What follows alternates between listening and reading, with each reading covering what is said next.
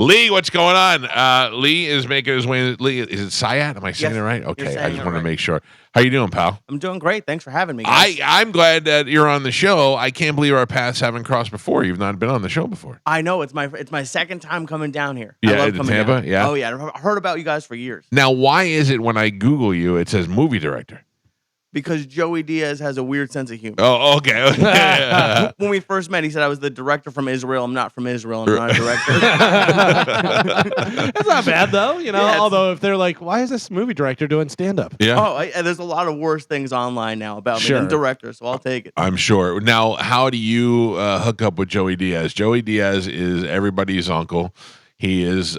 He comes to me probably 15 years ago, maybe 10 years ago, from Ralphie May. Ralphie May and I were very close. And Ralphie May is like, you and Joey, you got to be from the same family somehow, you know. And then we had Joey on the show one time. It was one of the craziest shows we've ever had. And Joey could not comprehend the fact that he was not on a podcast and would not stop cursing. It was insane. But how do you guys hook up? It's Facebook. It's a weird. I moved to LA out of college. From where? From Boston. Okay. And I went for like post-production. I wanted to be like an editor. Yeah. And I moved out there and I found out that sucked. Yeah. So I moved out there and I was bored and I wrote to Joey because I'd always loved stand-up. I said, I want to work for a comedian, but I don't want to come off as creepy. Right. And I got lucky. We met. We did a YouTube show. We did a documentary. And then we started doing the podcast at 6 a.m. in 2012. Can I tell you that that's a very important lesson that I think that I'd like to relate to younger people.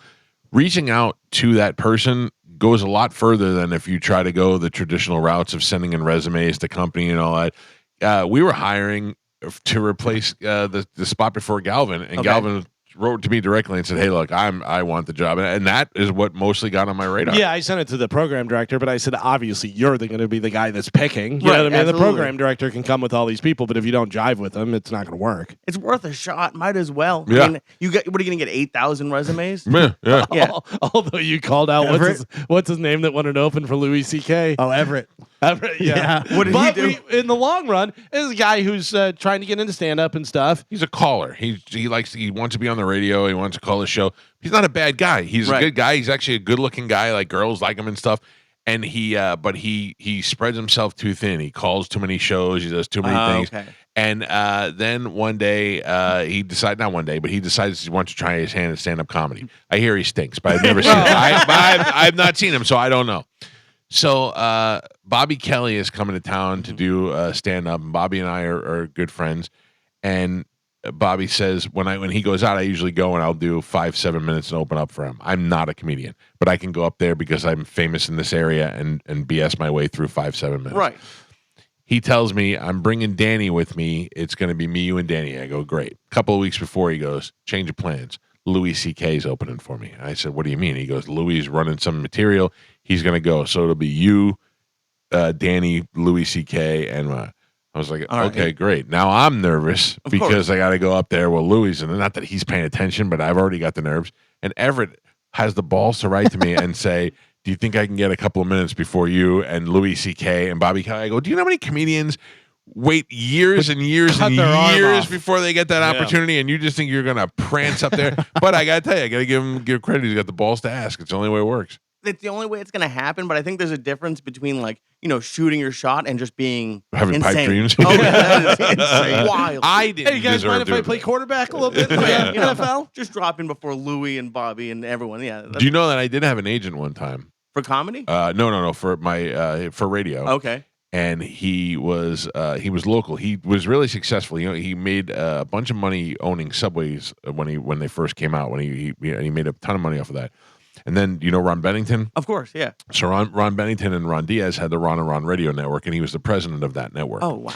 So he was my agent, and he told me at the time, he had all this money, and he was just sitting around being bored doing agent stuff, and he would buy domains and resell domains. And he owned, I forgot, we've looked it up before, but I forgot, he owned the domain of the stadium where the Buffalo Bills play. Oh, wow. Let's just call it Bob Miller Stadium. So he owned BobMillerStadium.com.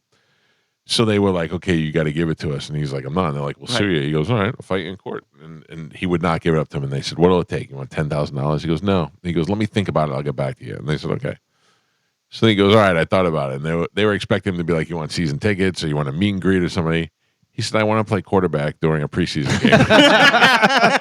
Did they give it to him? No, they said, well, that's not going to happen. He goes, but why wouldn't it happen? Right.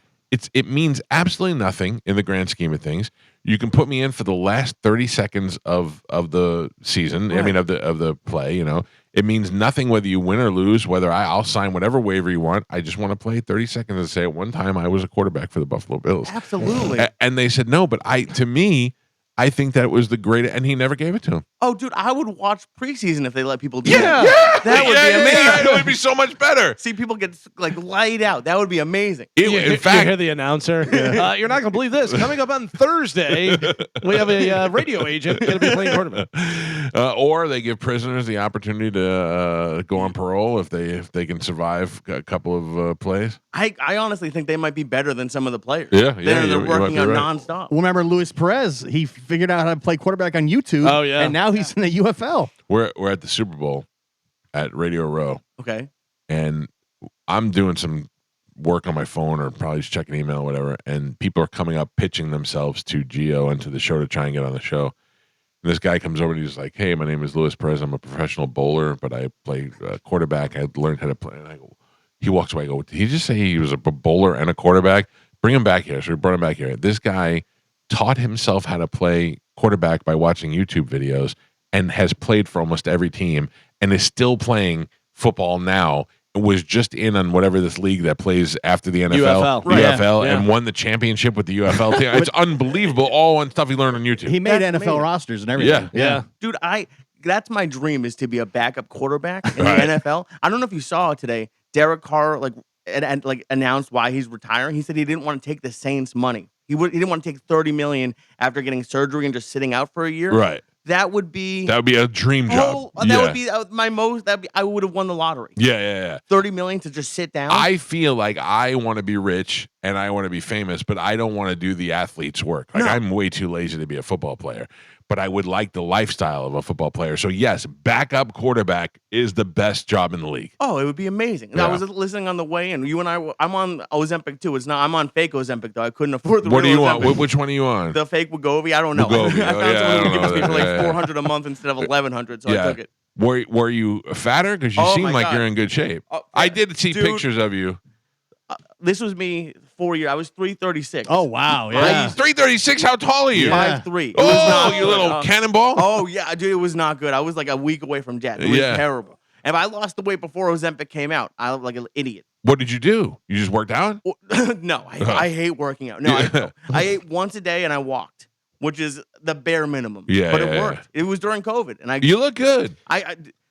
that means a lot coming from anybody because no Yeah. one's ever said that to me ever. His head barely fit in the box on his license. I'm so sorry to everyone watching online. No, like I'm like when you walked in, I wasn't like, look at this fat guy at all. Oh, my whole life I was huge. Well, with Joey, you know Joey. Yeah. I'm sure he was on 800 milligrams when he came in here. Right. We took 2,000 milligrams a night for 10 years. Oh my god. I got up to 336 before I came back. Wow. Oh, damn. Now you take edibles, you smoke, you do Oh, both. I brought it, but I left him in the car. But yeah, I do everything. I didn't before. But Yeah. when you hang out When with with Joey, Joey, yeah. you have to. I can't for some reason. Like I tried to do it all. I feel like I would really enjoy doing it, but I can't. My son smokes a lot, and I can't. I don't even want to smell it anymore. It bugs me. What happens? What happens when you? When I smoke, I can't take the smoke in my lungs. Like I can't take the drag. I've never smoked a cigarette in my life, so Oh, yeah. if I try to take a hit, it makes me cough. I coughed one time so hard that I thought I had to go to the hospital. Like I'm one of those guys. I'm a new Okay. smoker. So it bothered me. Then I take the edible, and I can't judge how much edible to take. So sometimes I want to eat everything. Sometimes I laid in bed one night for a half hour. I'm like, I'm gonna have a heart attack. Tonight's gonna be the night I die. What if I have a heart attack? Like it just started getting paranoid. Sounds like you're doing it right. That Yeah, sounds like yeah. you're supposed to do on edibles. Like I see my son smoke a lot, and I think, what is he getting out of it that I have never done it where I was like, I got to do that again. Except one time during Thanksgiving this year, I took an edible, Mm-hmm. and it made me laugh so hard. I thought I was the funniest guy in the world, and my daughter thought I was the funniest guy in the world, and it made my wife so mad. And to me, those were the perfect combination of everything. Isn't it amazing making your wife, your girlfriend angry? Like, Yes. That's the best. Oh, my God. But By that laughing. Yeah. Yeah. Oh, you made her just by laughing? You made it pissed her off? She kept like, I'm laughing because I'm high, and she knows it. And she's like, okay, enough now. And my daughter's laughing because she doesn't know why I'm laughing. Right. And then my wife goes, at one point she went like this. She goes, okay, do me a favor. You two idiots just go to bed. Shut the lights and go to bed. Right, yeah. And the light is on the wall, and I'm in bed. So I go, That's not happening. so I went like this, like a genie trying to set the light. And my daughter thought I was the funniest thing in the world. So when she starts laughing, I start laughing, and my wife was ready to kill us both. And I think that's been my most successful of being high. Oh, yeah. I mean, that sounds like pretty much every experience I had. I mean, we would take, so for most people, they take like 5 or 10 milligrams. Yeah. I would take 2,000 milligrams a night on Joey. It was not What good. does that do to your body? Does that make you feel like you're just? I think 2,000 milligrams would just put me in that chair and I wouldn't be able to move. Oh, there's like hours and hundreds of hours of me like basically asleep. I'm just letting you Passed know out. you're not playing quarterback for my team. No, I agree with that. That would be a terrible decision. Can you function? How much can you function on 2,000 milligrams? To be honest, I feel like your body knows that it's too much. Yeah. So like it just kind of doesn't get you high anymore. I mean, you function, but you're not really. In my head, I'm making a lot of sense, and I look back and listen to it. I'm like, oh, I sound You're special ridiculous. needs. Yeah, like it's not good. Yeah. There's that clip of Joey when he's on Rogan, and I think he's got the gummy. And he just puts like 1,000. He's like, oh, these are nothing. He starts just popping them one after Those another. were the stars of death. Yeah, is what stars he of called death. them. Yeah. Which is a great name for an edible, Yeah. but it's terrifying. And those were 200 each. We would eat. I had to eat 10 of those. Oh my jeez. God. I do remember seeing a clip of you where you were just staring and just like completely out. And it was because I didn't do drugs. Like I was listening on the way in, and I don't really care about drinking. If you told me I couldn't do weed, I wouldn't mind. It was just a food. But with Joey, I got into it, and that it was. I got exposed to almost not heroin and not cocaine, but everything. He gave me cat tranquilizers once. All right. He once took a nugget of weed and he was taking a pee and it fell on the toilet and he took it out and we still smoked. He's the worst. He's the worst. Do you know I have 2 drug addict stories that are the strongest I've ever heard. One is a friend of mine, Ben, who is a recovering addict who has been off drugs for a lot of years. And I was listening to him talk on the radio one time, and he said they were treating cancer patients with ecstasy. And he said, or the same drug that they use for ecstasy. And he said it made him miss ecstasy so much for a minute he wished he had cancer. So he could take it. I thought, that's a strong drug. Oof. Yeah. The other one was Joey Diaz. And Joey said in the 70s or the 80s, there was a drug that they had that had to be heated up. I can't remember what it was, but it had to be put in a microwave. It sounds like crack. I don't know. No, I mean, I don't think so. I think I would remember, but he said he would walk around to his friend's house and carry his own microwave. Oh, yeah, his best friend would carry a microwave. It was some sort of like weed crystal. Dude, Joe, he has the craziest drug stories of anyone in the world. I don't know how he's alive. Yes. And he's doing amazing. He will live like a mummy, like he's already been mummified on the inside. Oh, and everyone else, like I can't take anything. Like I've never done anything because I was always a wimp. I thought if I bought weed illegally, the cops would show up. Right. I have no idea how people do that. It freaks me out. Yeah. Now where is he living now? In New Jersey? Yeah. Oh yeah. In what part of Jersey? Like middle. I have no idea to be honest. So Down what by do the you do? shore. You don't live not with him, but you don't live near him, or No, I stay. I live in the city now. I moved to New York in September. okay. And you guys still do the show we, together? Yeah, we started back up about a year and a half ago. It's over in Jersey. It's great. So you travel over there and then you do it. Now, do you have a car?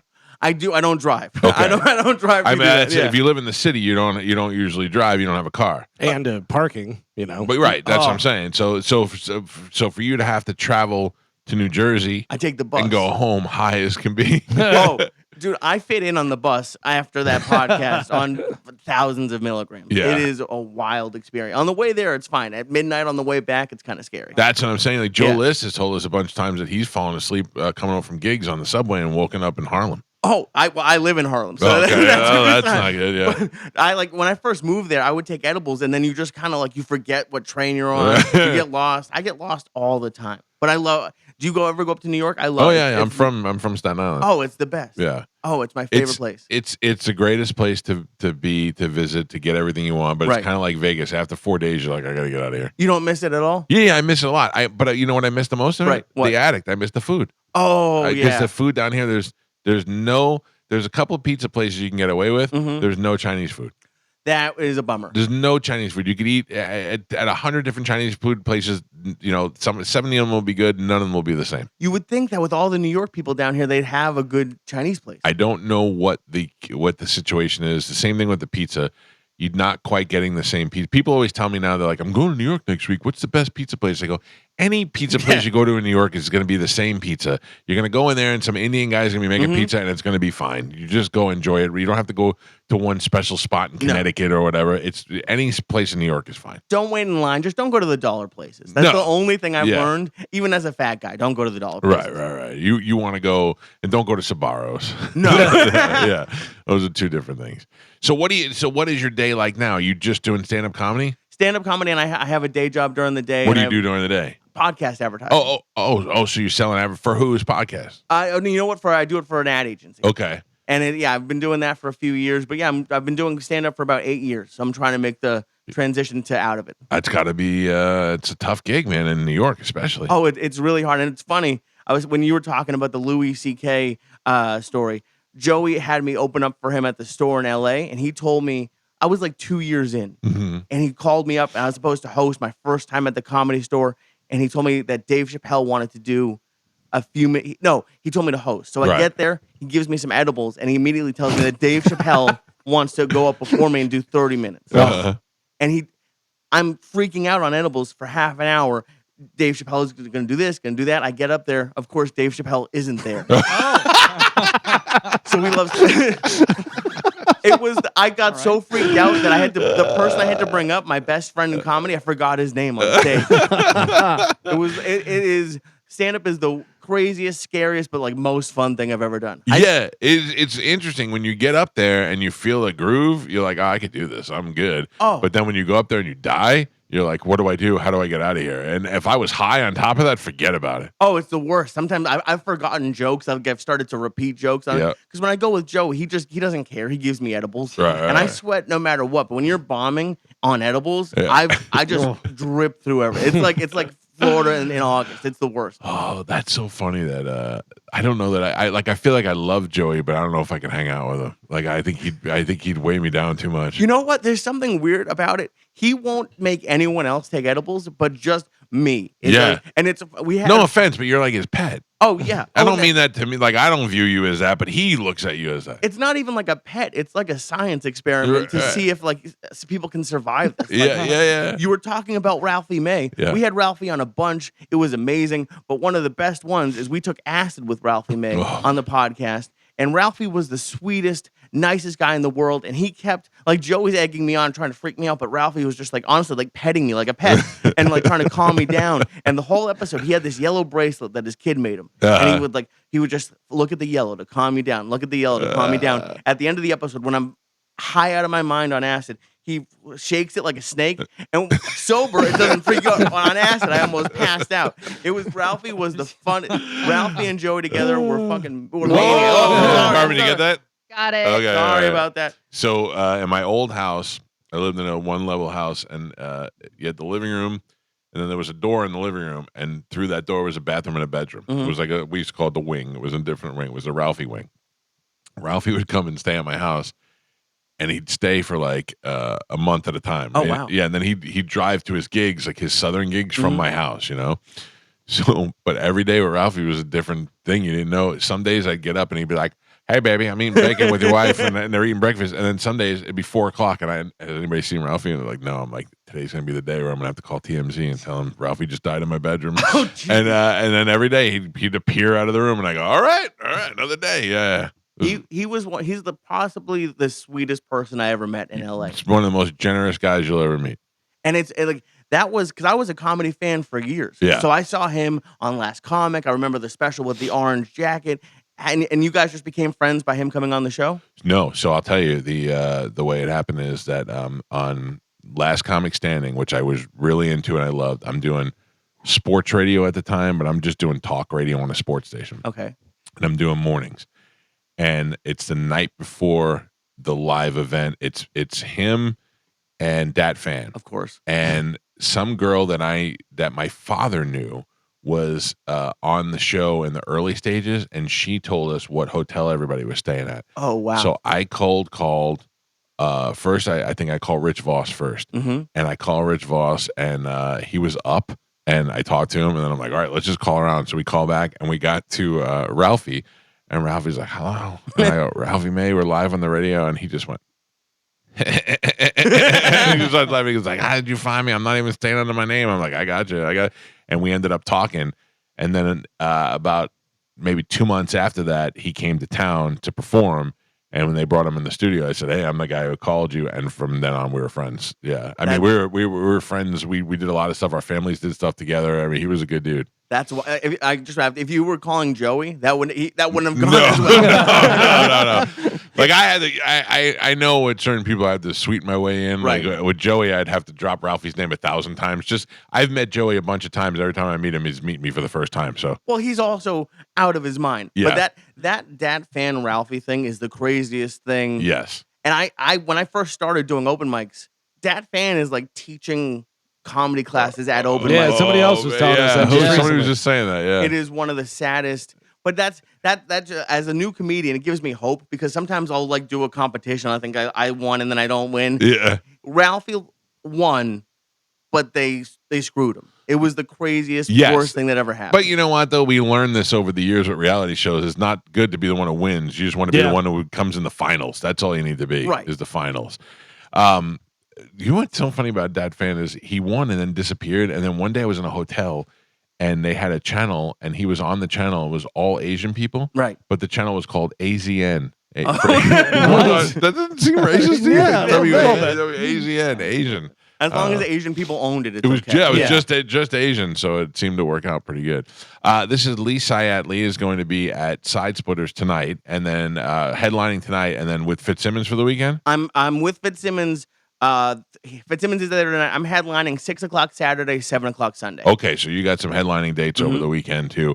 The numbers over there at 960-1197 or sidesplitterscomedy.com. I'm glad you made it in this morning, and thanks for the shout out on Instagram yesterday. Of course, thank you for having me, and I'm sorry about the one swear. That's all right. Hey, That's all right. Listen, we understand that we're living in a podcast world these days, and everybody's used to being able. You should see what it was like to talk to Joey when we did the show. We were out live somewhere. Oh, boy. We were out live. That was the day we were at. We had medicine. That was we had Pete and Shorty's, right? It was Pete and Shorty's, Yeah. and we had Kiss for Kiss tickets, and we had guys in Kiss makeup pretending to kiss, and the one who backed out is the one who lost. Right. And so we basically had two dudes in full Kiss makeup making out.